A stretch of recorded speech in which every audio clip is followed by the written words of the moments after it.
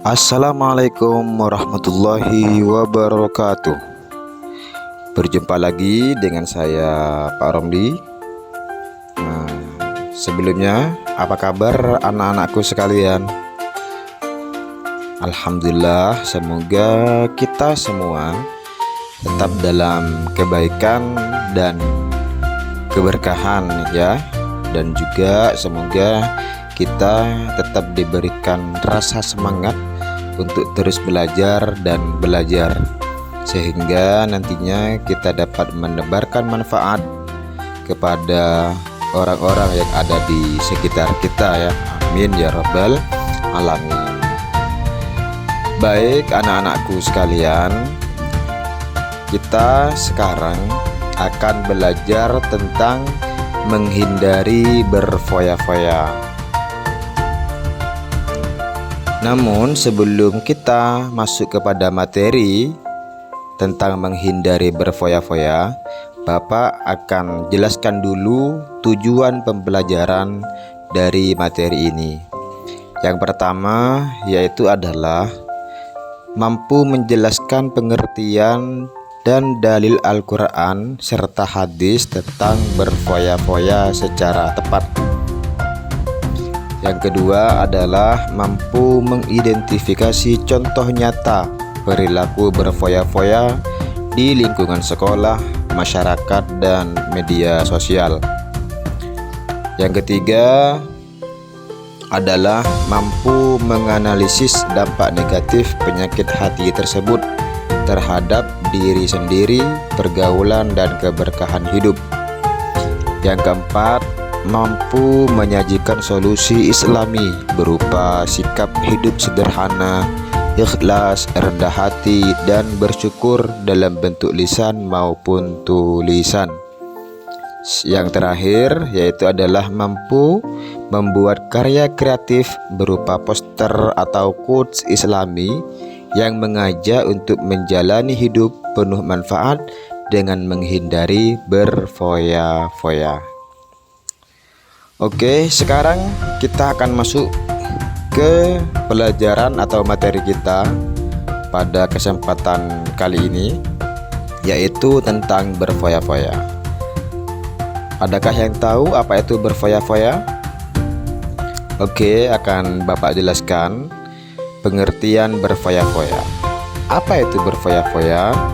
Berfoya-foya atau dalam istilah bahasa Arabnya dikenal dengan israf adalah menggunakan harta, waktu, atau tenaga secara berlebihan untuk kesenangan tanpa manfaat melampaui batas kebutuhan.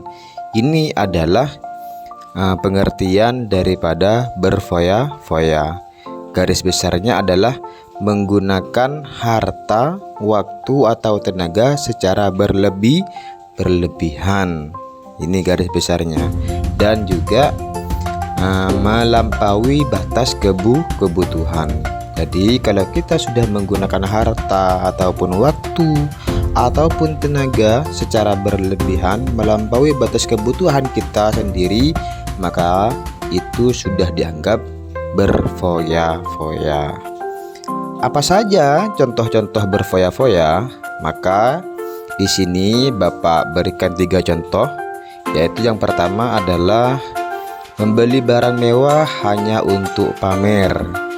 Kita sengaja beli barang bukan karena kebutuhan kita, tapi barang mewah yang kita beli hanya untuk dijadikan pamer kepada orang lain. Ini adalah bagian daripada berfoya-foya. Selanjutnya, menghabiskan uang untuk pesta berlebihan.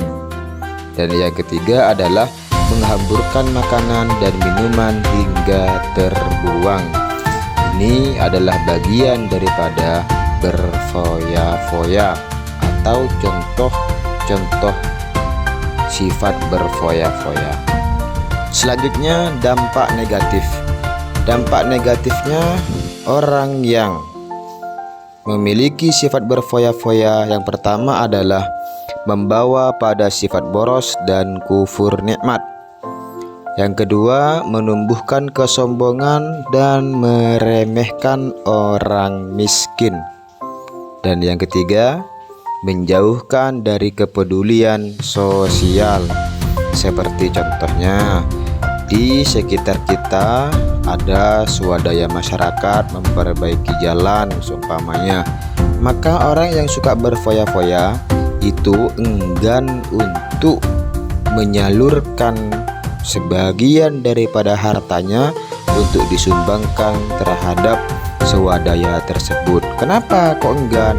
Karena ini adalah merupakan dampak negatif daripada sifat berfoya-foya. Selanjutnya, cara menghindarinya. Bagaimana cara menghindari sifat berfoya-foya? Yang pertama adalah hidup sederhana dan hemat, membiasakan diri bersyukur, dan yang terakhir, menggunakan harta untuk hal bermanfaat seperti sedekah, pendidikan, dan amal. Dalil Al-Qur'annya adalah Allah Subhanahu wa taala berfirman dalam Al-Qur'an surah Al-Isra surat ke-17 ayat ke-27 yang berbunyi, Innal mubadzirina kanu ikhwanasy syayatin wa kana syaitanu lirabbih kafura. Yang artinya, sesungguhnya orang-orang yang pemboros itu adalah saudara setan. Ini dalil Al-Qur'annya bagi orang yang memiliki atau bagi sifat-sifat berfoya-foya. Dinyatakan di dalam Al-Qur'an bahwa orang yang suka berfoya-foya atau disebut dengan pemboros itu adalah saudaranya setan. Kesimpulan, bahwa berfoya-foya atau israf adalah perilaku berlebihan dalam menggunakan harta atau kenikmatan dunia tanpa tujuan yang bermanfaat. Islam melarang israf karena menunjukkan kurangnya rasa syukur dan dapat menjerumuskan pada kesombongan serta kelalaian terhadap kewajiban sosial. Allah berfirman dalam Al-Quran surah Al-Isra ayat ke-27 bahwa orang-orang yang boros adalah saudara setan. Oleh sebab itu, seorang muslim hendaknya hidup sederhana, hemat, dan menggunakan rezekinya untuk hal-hal yang baik dan bermanfaat bagi dirinya sendiri dan juga orang lain. Oke, terima kasih. Demikian materi yang dapat Bapak sampaikan pada kesempatan kali ini.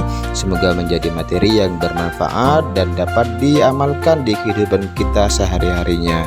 Terima kasih dari Bapak. Akhiron, wallahul muwaffiq ila aqwamit thoriq. Assalamualaikum warahmatullahi wabarakatuh.